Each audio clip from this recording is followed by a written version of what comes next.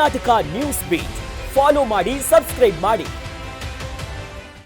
ಬಿಜೆಪಿಯ ಪಶ್ಚಿಮ ಬಂಗಾಳದ ಮುಖ್ಯಮಂತ್ರಿ ಅಭ್ಯರ್ಥಿ ಸುವೇಂದು ಅಧಿಕಾರಿ ಪಿಎ ಹತ್ಯೆ ಪ್ರಕರಣಕ್ಕೆ ಸಂಬಂಧಪಟ್ಟ ಹಾಗೆ ಚಂದ್ರನಾಥ್ ರಥ್ ಹತ್ಯೆಗೆ ಸಂಬಂಧಪಟ್ಟ ಹಾಗೆ 3 ಆರೋಪಿಗಳನ್ನು ಈಗ ವಶಕ್ಕೆ ಪಡೆದುಕೊಳ್ಳಲಾಗಿದೆ. ಗಮನಿಸ್ತಾ ಹೋಗೋಣ ಇದಕ್ಕೆ ಸಂಬಂಧಪಟ್ಟ ಹಾಗೆ ಮಾಹಿತಿ.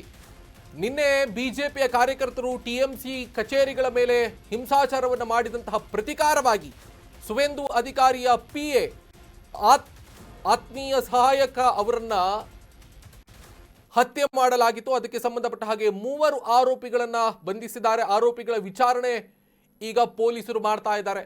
ಕೋಲ್ಕತ್ತಾ ಪೊಲೀಸರಿಂದ ತೀವ್ರ ವಿಚಾರಣೆ ಆಗ್ತಾ ಇದೆ. ಯಾವ ರೀತಿಯಾಗಿ ಈ ಒಂದು ತಿರುವು ಪಡೆದುಕೊಳ್ಳುತ್ತೆ ಅನ್ನೋದು ಕೂಡ ಗೊತ್ತಾಗ್ತಾ ಇಲ್ಲ. ಬಿಜೆಪಿ ಸ್ಪಷ್ಟವಾಗಿ ಈ ಬಾರಿಯ ಚುನಾವಣೆಯಲ್ಲಿ ಹೇಳಿತ್ತು, ಪಶ್ಚಿಮ ಬಂಗಾಳವನ್ನು ನಾವು ಹಿಂಸಾಚಾರ ಮುಕ್ತ ರಾಜ್ಯವನ್ನಾಗಿ ಮಾಡ್ತೀವಿ ಅನ್ನೋದಾಗಿ ಹೇಳಿತ್ತು.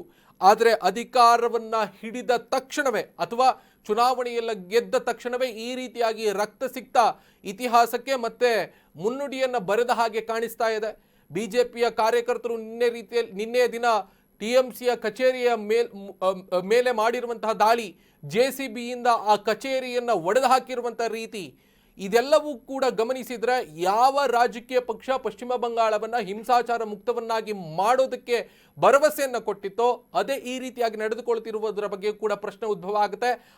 ಆದ ಬಳಿಕ ನಡೆದಿರುವಂತಹ ಈ ಹತ್ಯೆ ಟಿಎಂಸಿ ಕಾರ್ಯಕರ್ತರ ಮೇಲೆ ಬಿಜೆಪಿ ಈಗ ಆರೋಪವನ್ನು ಮಾಡ್ತಾ ಇದೆ. ಈಗ ಸದ್ಯಕ್ಕೆ ಆ ಪ್ರಕರಣಕ್ಕೆ ಸಂಬಂಧಪಟ್ಟ ಹಾಗೆ 3 ಆರೋಪಿಗಳನ್ನು ಬಂಧಿಸಿದ್ದಾರೆ. ಕೋಲ್ಕತ್ತಾ ಪೊಲೀಸರು ಸಂಬಂಧಪಟ್ಟಂತೆ ಆರೋಪಿಗಳ ವಿಚಾರಣೆಯನ್ನು ಮಾಡ್ತಾ ಇದ್ದಾರೆ. ವಿಚಾರಣೆ ಬಳಿಕ ಯಾರು ಏನು ಎತ್ತ ಅನ್ನೋದ್ರ ಬಗ್ಗೆ ಸ್ಪಷ್ಟತೆ ಸಿಗುತ್ತೆ. ಸಂಬಂಧಪಟ್ಟ ಹಾಗೆ ಎಲ್ಲ ಪ್ರಕರಣದ ತನಿಖೆಯ ಭಾಗವಾಗಿ ಈ ಒಂದು ಪ್ರಕರಣದ ಸುತ್ತ ರಾಜಕೀಯ ಚರ್ಚೆಗಳು, ರಾಜಕೀಯ ವಾಗ್ಯುದ್ಧಗಳು ಟಿಎಂಸಿ ಕಾರ್ಯಕರ್ತರು ಮತ್ತು ಬಿಜೆಪಿ ಕಾರ್ಯಕರ್ತರ ನಡುವೆ ಆಗ್ತಾ ಇರೋದು ಪಶ್ಚಿಮ ಬಂಗಾಳದಲ್ಲಿ ಚುನಾವಣಾ ಫಲಿತಾಂಶೋತ್ತರ ಬೆಳವಣಿಗೆಯ ಸುತ್ತ ನಡೀತಾ ಇದೆ.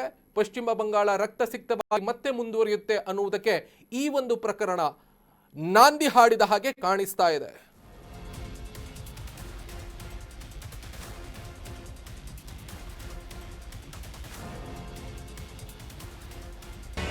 ಕರ್ನಾಟಕ ನ್ಯೂಸ್ ಬೀಟ್ ಫಾಲೋ ಮಾಡಿ, ಸಬ್ಸ್ಕ್ರೈಬ್ ಮಾಡಿ.